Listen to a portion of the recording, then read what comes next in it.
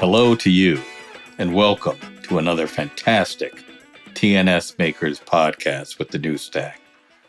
I'm Darryl Taft, news editor of the New Stack, and we welcome you to an exciting podcast connecting you with others from all parts of the stack. Today's episode covers the future of Java and the move to cloud-native Java development with folks from Azul, featuring Simon Ritter, who is the deputy CTO of Azul Systems, and Dalia Sheasha, who is a longtime developer advocate who's worked at JetBrains and IBM and very current in the industry. Thank you guys for being involved. Thank you. Thank you for having me. I'm interested in what needs to be done to make Java more conducive to cloud-native computing and programming for cloud-native applications. In my opinion, Java, as far as the technology, is right there. We have all the features we need to put our Java applications on the cloud. But what I've seen is that there is a gap skills-wise where developers don't really know what it would take to take their existing Java applications and put them on the cloud, because they need to learn a lot about different technologies such as Docker, Kubernetes, DevOps. Like, there's a lot of skills that they need to learn. And I feel like as a community, we need to do more to bridge that gap. So I don't think from a technology perspective we need to do a lot, but I think from an education and skills perspective, there's a lot of work to do. Yeah, I'd agree with Dalia on that the skills gap is a critical thing. And I know when I've tried to, get into deploying things into the cloud, it's like, I have to learn this, and then I have to learn that, and then I got to find this, and I know how to do Java, but it's, all the extra things that I need to figure out around that. But I think there's also some interesting stuff that we can think about from a technology perspective. Java, 27 years old, and so obviously you might think to yourself, well, it was developed well before the idea of cloud computing. It was all about applets initially. Why would we use it in the cloud? But I think the whole idea of using bytecodes and having class files makes it very applicable, because of course it's that write once, run anywhere. You can deploy it into any environment that you want without having to recompile and without having to have a specific version of the code for that platform. But the problem that we face, I think from a technical perspective, is that the JVMs that we're running in the cloud are isolated. They don't know about each other, and they don't know about what's going on in the cloud, which is, it's the way that it's designed. But I think what we can do is we can kind of take that one step further. And that's some of the work that we've been doing ourselves at Azul recently, is thinking about how can we improve the performance. And what we've done is to decouple the JIT compilation side of things from the JVM, so that we can essentially put that into the cloud and provide it as a service. Everything is now as a service. So why not have JIT as a service and then link different JVMs together and have them benefit from the commonality that they get in terms of code reuse, in terms of shifting the workload away from the individual JVMs and so on. I think there's some interesting things that we could do there. Yeah, there's a lot you can do there, but is that something that should be your responsibility, or should the language take care of that? Well, I think the language is, the language does what it needs to do, but it's the runtime platform that needs to be adjusted to think about working in the cloud. Dalia, would you agree with that? The language side of things, I don't think there's anything that's really different that we need to do specifically for the cloud. I think the lines are really blurry when you're talking about, okay, who's responsible for what?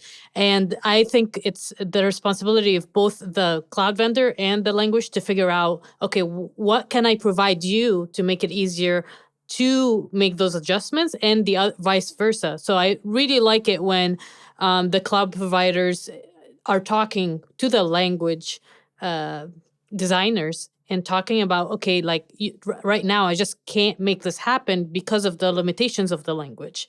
And I see that happening a lot because the cloud providers realize that it's to their advantage to get Java working really well. And you'll see a lot of collaboration between the cloud providers because they really want those workloads, those Java workloads that provide a lot of money for them to be on the cloud.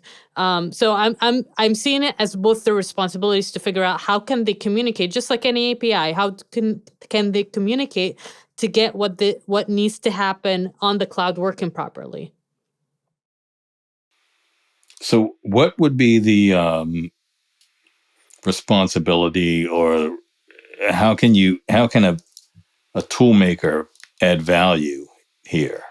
It's like it seems like a vast opportunity.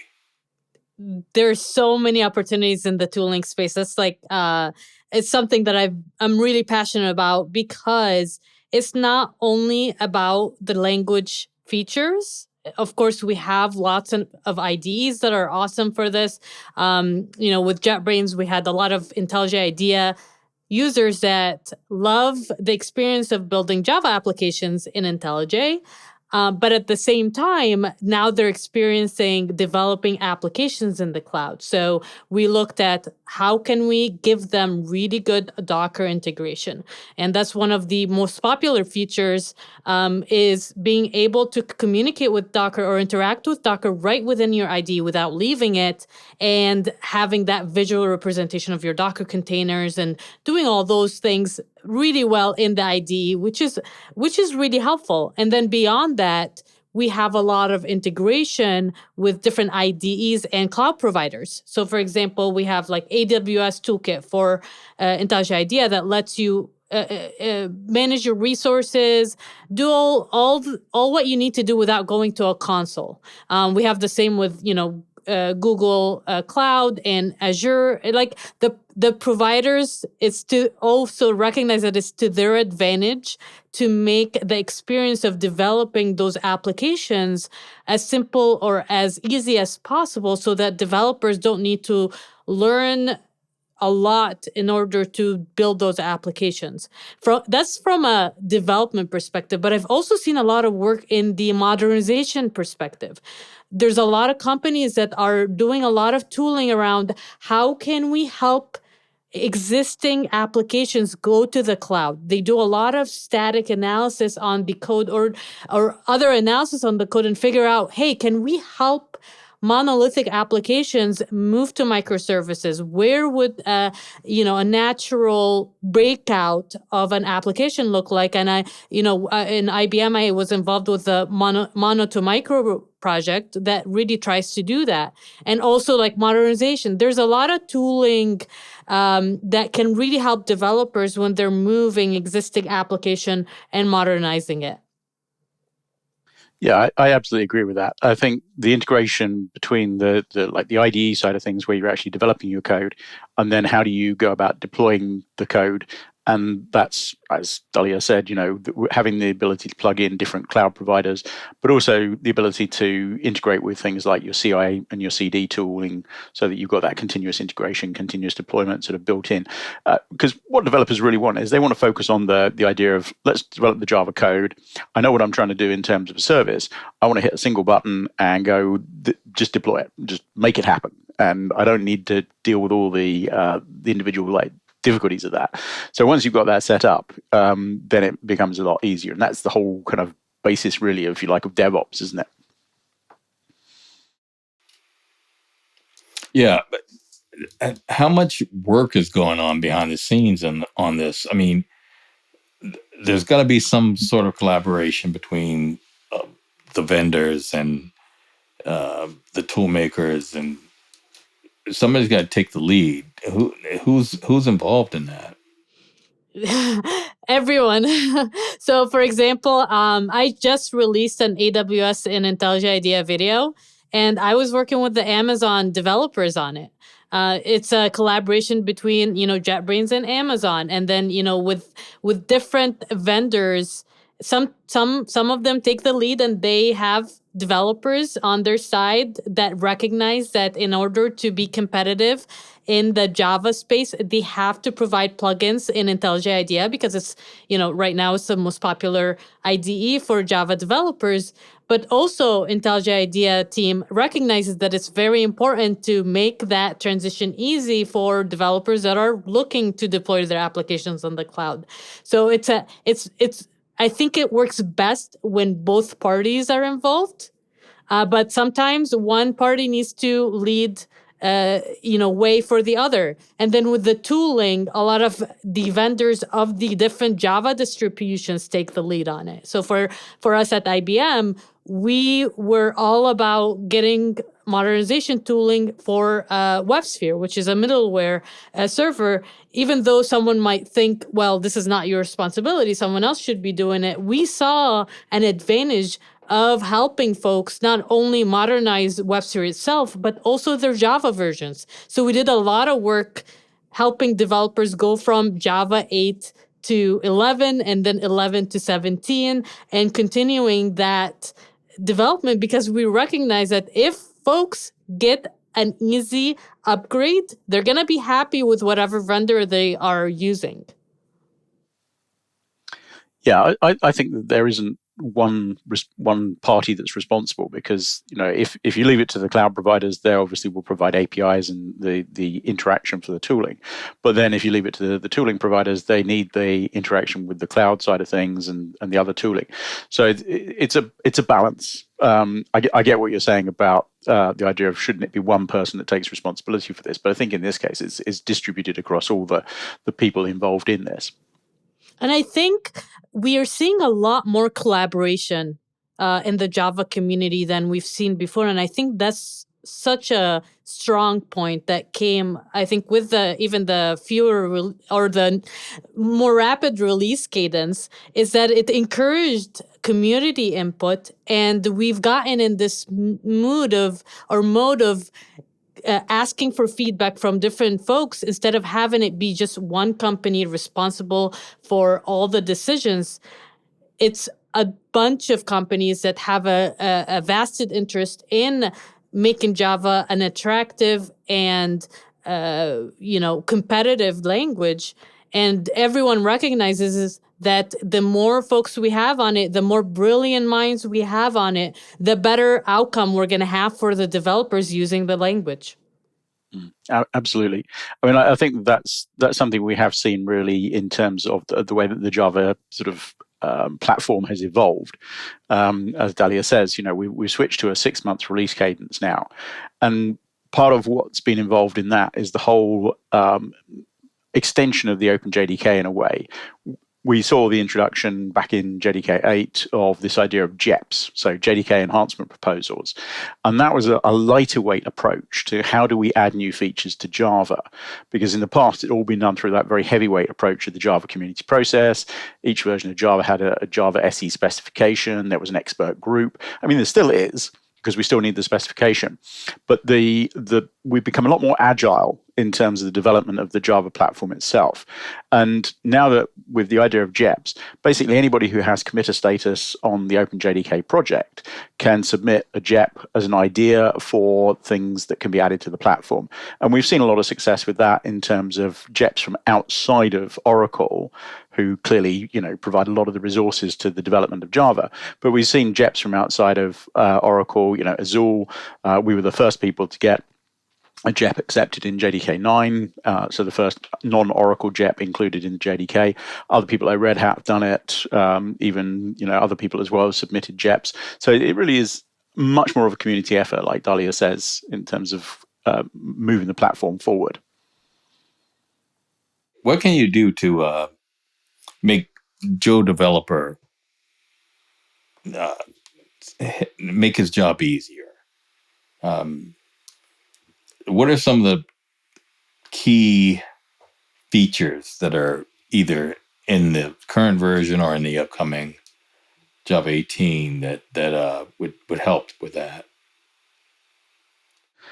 I think there's several things. I mean, if you look at the ideas that we see coming up in the future, Obviously, there's the JEPs, as I said, which are the sort of lighter weight ones, but there's some bigger projects within OpenJDK as well. There's things like Project Loom, which is all about how do we make massively multi-threaded applications in Java better and make it easier to do massive concurrency. So I think that's something that's going to be very applicable, especially when we talk about the cloud, because if you want to move into the cloud and you want to have lots and lots of connections coming in, that's something we need to be able to address. But the other thing that's really sort of focused on that is Project Amber. And Project Amber is all about small changes to the language syntax of Java with the idea of making it more productive, taking some of the boilerplate code out, but really focusing on not removing the readability. And that's the kind of balance that you have to have. If you remove the boilerplate code, you don't want to lose the readability of the code once you've created it. And I think that people like Brian Gertz are doing a fantastic job of this. We just have to look at some of the things we've seen in the last few releases, the sort of pattern matching for instance of the idea of records. Records is just great because it eliminates that boilerplate code and you still understand exactly what's going on. Switch expressions, these small things which are big in terms of helping developers to be more productive and get more code out there. So I think that's the kind of thing that we're seeing. And we're going to see more of that in the future as well. Yeah, I totally agree with that. I think all the language features, the improvements, a common complaint about Java has been how verbose it is, and they are working really hard on making that better. And I've seen great improvements in the language itself, and all the features that Simon mentioned, continuing to do that. I think the fact that we're getting the features sooner with each 6 months compared to every 3 years, I think that's a huge improvement for developers, so that the folks that want to move slow, they can move slow, and the ones that want to move fast and take advantage of the newest, greatest version can take advantage of those features. So from a language perspective, I think anything to help with readability and all those things are great.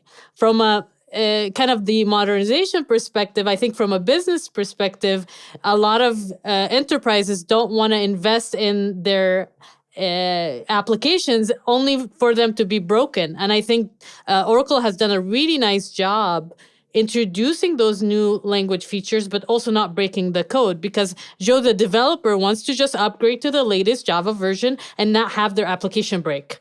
And I think, it's such an understated, great thing about Java is that, and we take it for granted, is that you can still get those new features, but also not have your application completely break when you upgrade. So you just don't have to worry about that when you're moving Java versions. A lot of times I hear from developers, I moved to the latest Java version and everything worked. And I'm super happy to hear that. But yeah, I think that's such an advantage.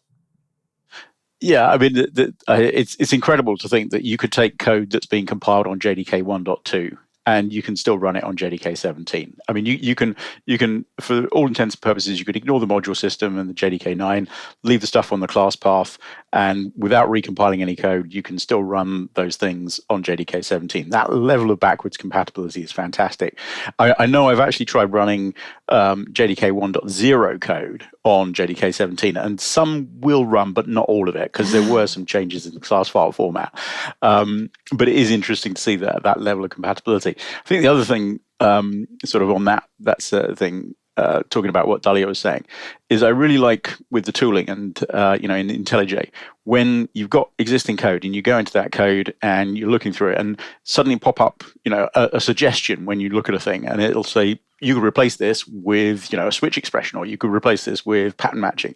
I think it's just fantastic that we can then make that so easy, and that really does help the developer to adapt to these new features much more quickly. Yeah, I hear a lot of developers say, like, this is great because I don't have time to look at all the feature lists every time Java develops something. It's so nice that the IDE brings it out for me, and IntelliJ IDEA does a really nice job because they are collaborating with the Java developers or the developers from Oracle to make sure that the IDE is compatible even before the Java version is officially released. And that goes back to that collaboration. The more we collaborate across companies, the better experience that the developer is going to have overall. So how related or how involved are you guys in with the development community and listening to what they want to know in terms of features and what's coming up, and how do you relate to that? How do you satisfy that?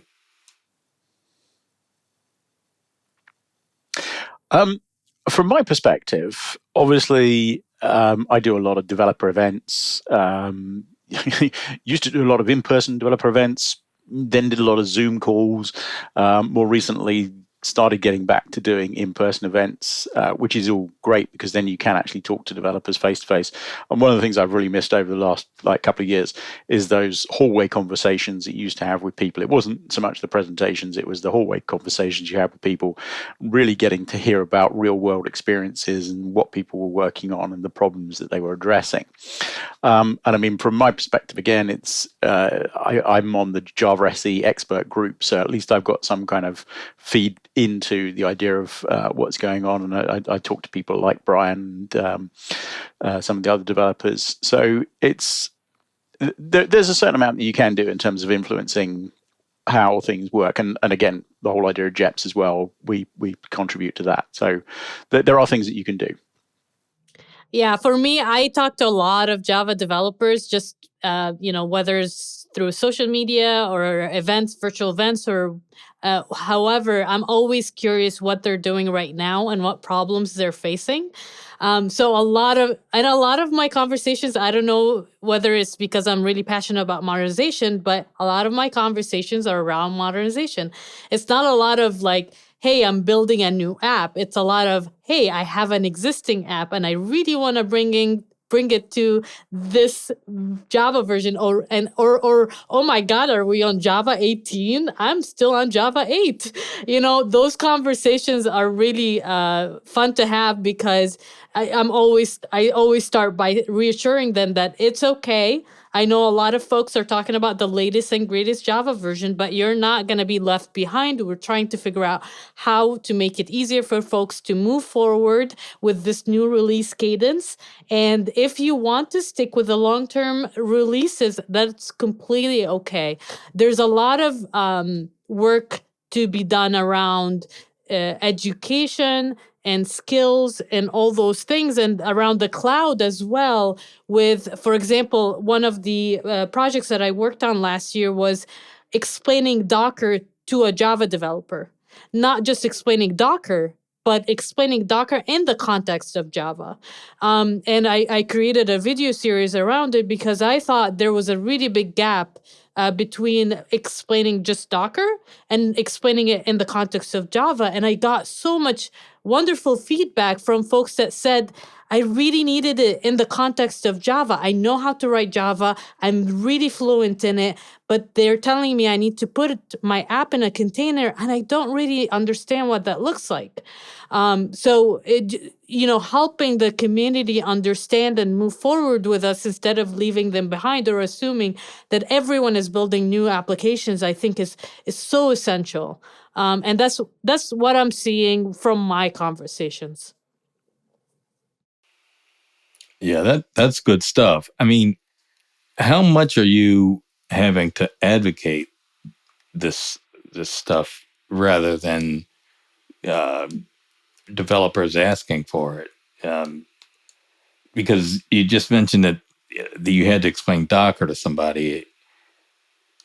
It seems a little, strange. It's a line. There's a line because you get the developers that are on the latest and greatest. They know Docker, they know Kubernetes. They just need to know how to get their apps there. And they ask the technology questions.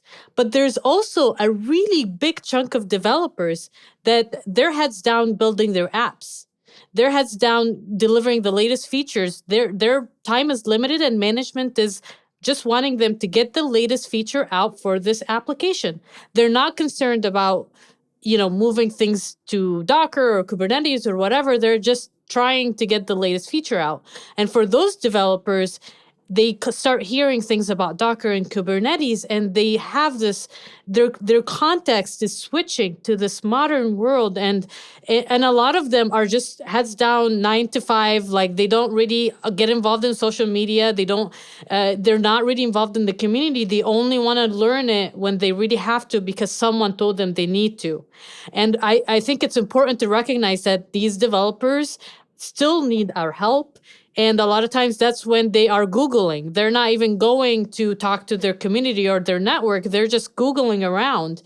And when they go and Google what is Docker, you get these, it's container or these recursive definitions. And a lot of times you don't need to understand it from what's a technology. It's you need to understand it from, why do I need this? My app is working just fine and I can deliver everything right now. Why am I adding this complex level of Kubernetes and Docker? And there is complexity. We are shifting complexity, and we need to help them understand it in a way that makes sense in their mind, because if we don't, we get applications that are a big, giant, monolithic, and we just stuck it in a container, and we think, oh, we put it on the cloud. Well, that's not the spirit of cloud. That's not going to work very well. And we get applications that have moved but didn't move really well.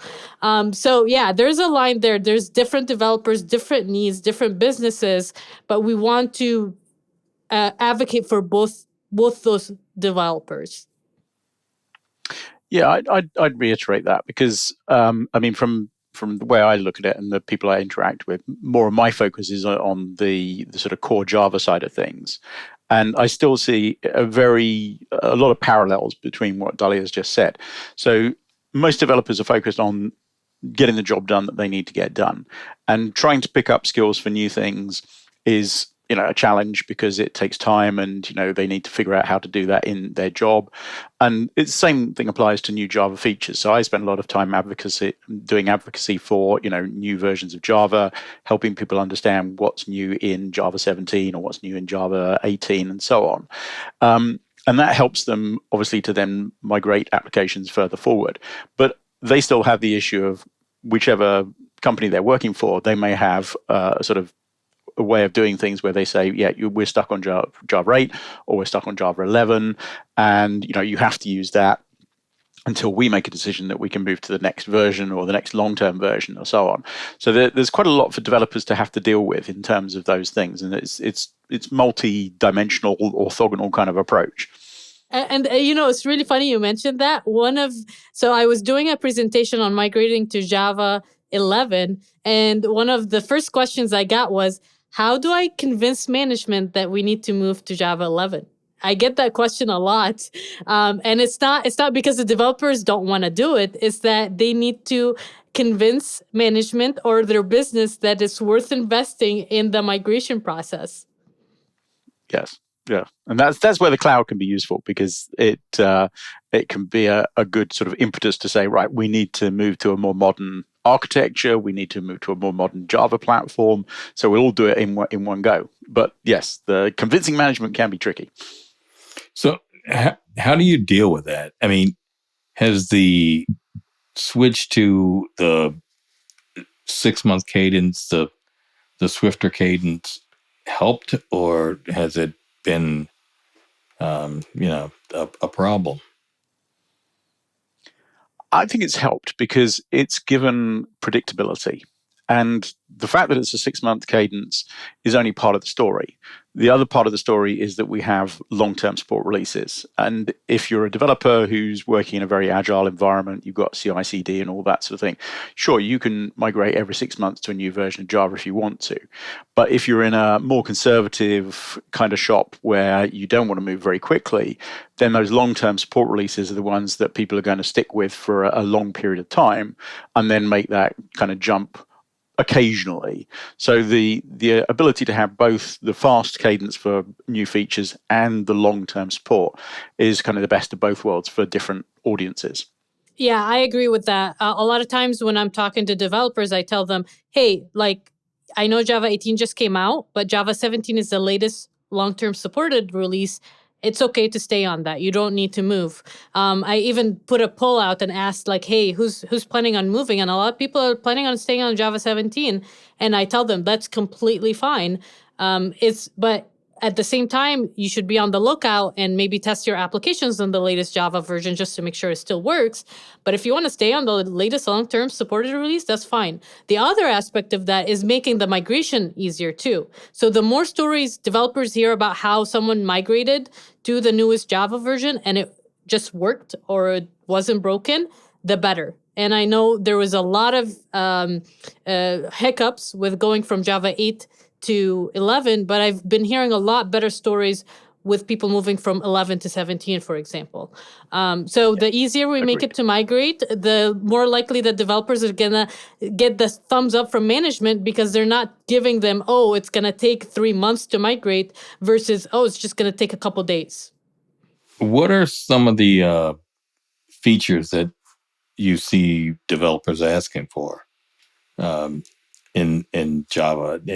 And not just things that are already in the works, but anything that you're hearing. I think from the things where I talk to people, I think things like Loom are a big thing. As I've already said, things like Amber is another thing because people always want the slightly better way of doing things. Performance is always an issue as well. It's like, how can I get better performance out of my Java applications, and without having to change any code? So that's sort of, I mean, for us at Azul, that's one area that we work on a lot in terms of providing a faster performing JVM. But yeah, those are the kinds of things that people are always looking for. Yeah. Plus one to what Simon said. It's a lot of folks really get excited about the language features too, because like I said, the verbosity is getting solved more and more, and people are really excited about the pattern matching capabilities that are coming out every Java version, and I think that's really great too. I think since we're talking about cloud, the easier the integration between Java applications and cloud providers and tooling and all of those things so that they just have to click a button. That's what they're asking for too. They're asking for simplifying that process so that they don't need to spend so much time on their DevOps and more time on actually delivering the features that they're trying to deliver. Okay. Can we talk a little bit about the skills gap?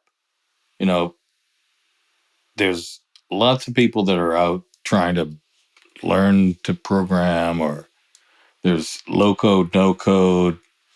And what can we do to bring more people into the Java development community? Whose responsibility is that? I think it's everyone's responsibility. I see a lot of beginners asking questions online, and us from the Java community, we try to be as welcoming and as encouraging as possible. You can get answer from experts in, Oracle or IBM or, whoever you're talking to. You can get those answers right there. So we want to encourage more people in the Java community to be part of educating others, whether that's even a beginner perspective. That's always helpful. But we also want to be speaking to not just the enterprise developer that's been doing it for 20 years, but also the college grad that's just coming out and is just learning Java and trying to wrap their head around, what's object-oriented programming. And, maybe they haven't been really learning that from a college perspective, so bridging that gap. But then you're talking just Java. I think it's really important that we simplify the cloud concepts as well, because that's something that, in college, typically they don't talk about a lot with those the classes. We're talking about algorithms and all this stuff, but no one really talks about these enterprise level technology. And it's really important that we speak to beginners on that and not just assume that they're going to go into the job knowing what these technologies are. So the more content that we have around that space, the better. And I think it needs to be an effort from all the vendors and the Java community as well. Yeah, I'd absolutely agree with that. Java to me is quite a unique language in the sense, or a platform, in the sense that it has this very, very active community behind it. I mean, I know other languages do have active communities, but Java seems to be just like bigger and have a bigger community behind it. And I see so much, and I have seen so much since my time at Sun Microsystems and then at Oracle as well. The development of that community and the openness and the willingness of that community to help people to be part of it is just, so rewarding and so fantastic that, as Dalia says, you can go out there and just find so much information, and people will give up their time to help people understand about these things. I visit Java user groups, and that's people who give up their evenings, they give up their weekends to organize meetings, to share information, to have people present. It's such an incredible way of being able to get people to be able to do these things. It's just wonderful. That London Java user group is a force to be reckoned with. I mean, Microsoft just went in there and bought them all up, but strong stuff. So I know we need to wrap, but one quick question, if either of you could comment, what's like your top feature that you are interested in, or you want to see, or are happy to see in the upcoming version? For me, I would say Project Panama. Project Panama is about a replacement for JNI. So it's a way of interacting with native code from Java and doing it in a much easier way. And from what I can see, it's actually better performance as well. And that to me is really exciting, because I've done a lot of stuff in the past where I've interacted with devices and hardware and things like that, but also other libraries for things like machine learning, which are often not developed in Java. So you want to be able to interact with those. I see that as something that I really like the look of, and I think that's going to be very helpful for extending Java into other uses as well. For me, I think some of it has already been out, which is the records. Records have been something that I really appreciated. I'm also really interested in the pattern matching capabilities that are coming out. It's the first time I saw that I don't need to cast an object after I just checked its type. I got so excited because I was just writing code that was using Java 8 and I had to do it. And I asked myself, why do I have to do this anymore? So just continually making the language so that it's not repetitive like that is great. I love that they added var. I'm all about those language features. So I'm really looking forward to what they come up with next, but I'm really excited to see what they're doing with pattern matching. Yeah, it's definitely more of that coming. Well, I'm getting the wrap-up sign, and I'm sorry. I wish I could go another 30 minutes, but this has been awesome, and I want to follow up. Maybe we can do a part 2 or something. Yeah, it's been amazing. Yeah, thank you so much for having us. Okay, I want to thank you for taking time to listen to another dynamic conversation with the New Stack. If you like this video, please give us a thumbs up. And if you'd like to see more videos like this, you can always subscribe to our YouTube channel. We're on all the major social media platforms. You can always find us at thenewstack.io. We hope to see you soon.